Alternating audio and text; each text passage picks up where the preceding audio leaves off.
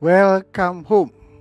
Senang sekali kembali menjumpai saudara di dalam keluarga rohani GB dan Mogot. Saudaraku, kita ada di dalam acara Pesan Pemimpin. Saya pribadi sudah cukup lama tidak hadir di Pesan Pemimpin, tapi kali ini ada edisi khusus karena ada sesuatu yang sangat penting yang saya harus sampaikan kepada setiap saudara, khususnya juga untuk jemaat-jemaat GBI dan Mogot. Saudara, hari-hari ini kita ada di dalam masa pandemi. Dan di dalam masa pandemi ini saya memperhatikan cukup banyak anak-anak Tuhan yang mengalami penurunan di dalam bidang kerohanian. Roh yang mulai suam, roh yang kurang bernyala-nyala dibandingkan sebelum masa pandemi. Kenapa hal ini bisa terjadi, saudaraku?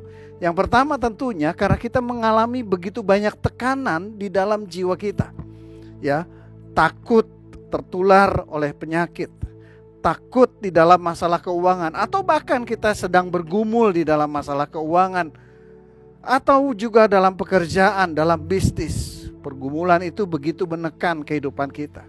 Atau juga mungkin di dalam hubungan keluarga, tidak mudah. Tiba-tiba kita harus stay at home dalam waktu yang cukup lama, dan seringkali itu menimbulkan banyak gesekan di dalam keluarga. Tekanan-tekanan dalam kehidupan yang cukup banyak dan menekan ini seringkali membuat roh kita juga ikut tertekan, sehingga kita tidak lagi terlalu bernyala-nyala. Hal yang kedua yang saya perhatikan menyebabkan kenapa roh kita kurang bernyala-nyala adalah perubahan cara ibadah. Biasanya sebelum pandemi kita sering berkumpul beribadah bersama-sama. Ya, tidak hanya pada saat ibadah raya pada hari Minggu, tapi ada acara-acara lain di tengah-tengah minggu kita beribadah bersama-sama. Kita bisa hadir ke menara doa dan menikmati doa pujian penyembahan secara bersama-sama, saudaraku. Dan tiba-tiba kita tidak lagi bisa lakukan itu. Kita hanya beribadah di rumah melalui ibadah-ibadah online. Nah, tentunya itu sangat mempengaruhi akan kerohanian kita. Nah, karenanya hari ini saya mau menyampaikan pesan bagaimana untuk roh kita bisa tetap bernyala-nyala, saudaraku. Sekalipun kita masih ada di dalam masa pandemi yang kita sama-sama doakan agar segera berakhir, tapi kita tidak tahu dengan pasti kapan ini akan berakhir. Kalau kita mau roh kita tetap bernyala-nyala, maka pesan yang saya mau sampaikan hari ini, nomor satu kata kuncinya adalah temukan komunitas rohani. Cari komunitas rohani dan bergabung di dalam komunitas rohani. Ini kata kuncinya, saudaraku. Saya berikan contoh begini. Kalau kita memperhatikan hari-hari ini, tiba-tiba ada begitu banyak orang ikut bersepeda. Terjadi tren bersepeda yang sangat drastis muncul tiba-tiba. Tadinya orang-orang banyak yang tidak pernah mengendarai sepeda sekalipun. Tapi tiba-tiba sekarang tergerak untuk beli sepeda dan ikut menjadi hobi bersepeda. Kenapa hal ini bisa terjadi? Kalau kita perhatikan, ini karena ada komunitas. Orang-orang yang tergerak hatinya untuk beli sepeda dan ikut bersepeda, biasanya itu karena punya komunitas tertentu yang mengajak dia untuk ikut bersepeda bersama-sama di dalam sebuah komunitas.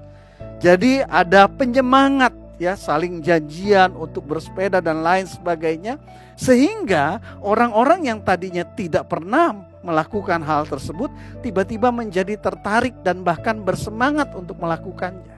Perhatikan, kuncinya ada di dalam komunitas, kelompok yang memiliki kesamaan tertentu.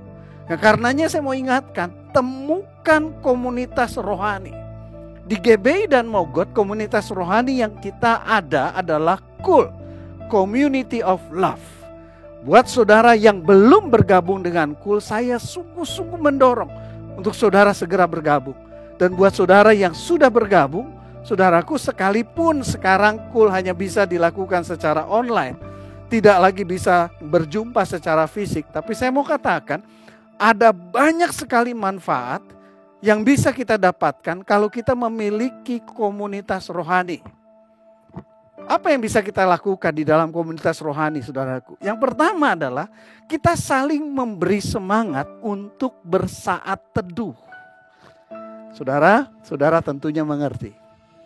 Di tengah begitu banyak tekanan seperti yang kita alami hari-hari ini, saat teduh adalah salah satu sumber kekuatan untuk kita mampu bertahan. Persoalannya, karena banyak tekanan, seringkali yang terjadi kita jadi malas bersaat teduh. Karenanya kita butuh komunitas. Komunitas rohani biarlah saling mengingatkan, saling mendorong. Kalau perlu saling telepon-teleponan kalau pagi. Bangunkan, ayo bangun pagi. Yuk kita datang sama Tuhan, kita doa, kita nyembah Tuhan, dan kita renungkan firman Tuhan. Dan saudara juga bisa punya WhatsApp group ya, untuk bisa saling berbagi apa saja yang saudara dapatkan di dalam saat teduh saudara. Saudara bisa share, mungkin bisa menguatkan yang lain. Saudara bisa share sehingga yang lain juga bisa tercerahkan. Juga saling menguatkan, saling mengingatkan. Ayo besok jangan lupa. Kalaupun ada orang-orang yang mulai bolong-bolong, kembali diberi semangat, kembali diajak untuk bersaat teduh. Itu pentingnya komunitas rohani. Yang kedua, saudaraku, ikuti pertemuan berkala seminggu sekali. Sekalipun cuma melalui online, saudaraku, sekalipun kadang terganggu sinyal, tapi kita tetap bersyukur kalau kita masih bisa tetap punya komunitas. Sekalipun banyak kendala, mari kita tetap bertekun. Kenapa? Kita bisa saling berbagi.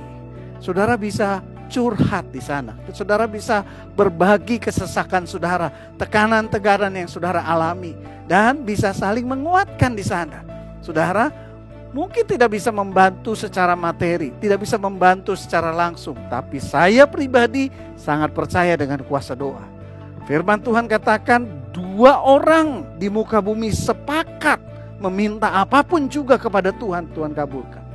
Artinya kalau ada orang yang sedang mengalami tekanan, pergumulan yang berat, lalu ada keluarga rohaninya, ada komunitas rohaninya yang juga tahu, lalu kemudian sama-sama sepakat mendukung di dalam doa kesehatan, saya percaya kuasa Tuhan akan dinyatakan. Nah, karenanya penting sekali saudaraku, sekalipun banyak hambatan, banyak kendala, jangan malas untuk saudara ikut cool secara online. Dan gunakan ini sebagai salah satu sumber kekuatan untuk kita tetap teguh berdiri sekalipun kita mengalami banyak persoalan hari-hari ini.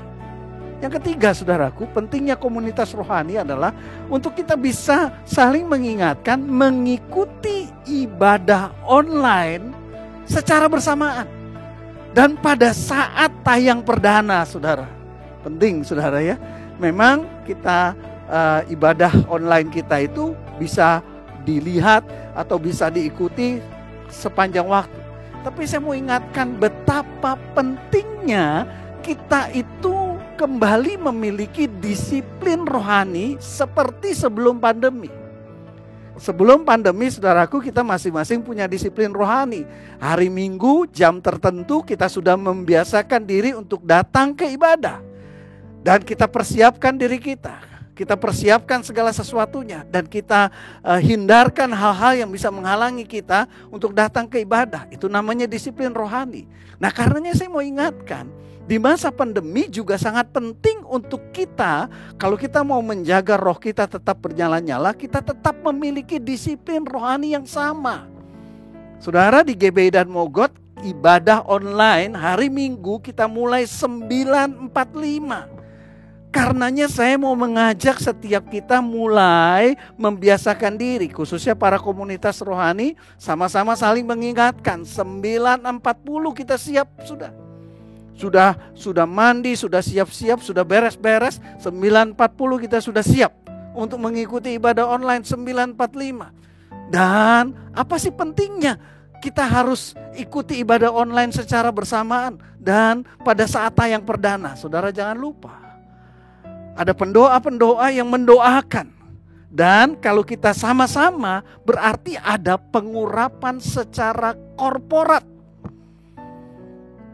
Saya sangat percaya ada hal yang berbeda kalau kita beribadah sendiri atau kita beribadah bersama-sama. Sama seperti halnya di masa sebelum pandemi. Waktu kita datang ke gereja, kita beribadah bersama-sama saudara-saudara seiman, kita merasakan sesuatu yang berbeda dibandingkan kita hanya sendiri di rumah. Sekalipun kita sama-sama di rumah mengikuti ibadah online dan kita tidak berjumpa secara fisik, tapi jangan lupa kita bisa berjumpa secara roh bersama-sama. Kita mendapatkan pengurapan korporat. Juga saudaraku, kalau kita beribadah bersama-sama saudara, maka kita juga bisa saling mendukung di dalam doa. Saudara, pada saat tayang perdana itu di kolom live chat, saudara bisa mengikuti live chat. Saudara bisa mengirimkan permohonan doa saudara. Ada form yang disediakan, saudara isi dan saudara kirimkan, dan akan ada banyak pendoa yang mendoakan permohonan doa saudara. Juga kalau saudara mengalami hal-hal yang luar biasa, menurut saudara luar biasa bersama Tuhan, saudara juga bisa bagikan di dalam formulir yang disediakan untuk kesaksian. Jadi kita saling berbagi, saling mendukung, saling mendoakan saudaraku secara live chat. Dan untuk live chat juga saudara, kita bisa saling menyapa. Orang-orang yang mungkin sudah berbulan-bulan kita nggak jumpa, kita bisa saling menyapa di dalam live chat. Kita saling menyemangati. Ayo kita semangat sama-sama, ibadah sama-sama. Karenanya penting komunitas rohani untuk kita juga saling mengingatkan. Saudara, ibadah online kita hari Minggu 9.45. Saya mau ajak setiap jam Minggu 9.40 kita semua sudah siap. Ya, kita sudah siap, kita akan ketemu dengan keluarga rohani kita. Sekalipun kita tidak jumpa secara fisik, tapi kita berjumpa secara roh. Dan untuk membuat roh kita bernyala-nyala, saudara, kita juga bisa menjadi saksi-saksinya Tuhan sekalipun di masa pandemi. Caranya mudah. Saudara, sebarkan link ibadah online kita kepada orang-orang yang kita kenal. Khususnya orang-orang yang sedang kita mau jangkau. Orang-orang yang kita tahu membutuhkan kekuatan dari Tuhan. Atau bahkan orang-orang yang belum mengenal Tuhan yang kita kenal, kita kirimkan link ibadah kita. Supaya dia juga bisa mengikuti ibadah. Atau bahkan setelah ibadah selesai, saudara baru ingat, kirimkan link ibadah itu kepada orang-orang lain yang saudara kenal. Dan kemudian lakukan follow up. Ajak mereka masuk ke dalam komunitas rohani di mana saudara juga bergabung di dalamnya. Sehingga orang-orang itu juga bisa mengalami pertumbuhan rohani. Bisa mengalami kekuatan, bisa mengalami jamahan daripada Tuhan seperti yang kita alami.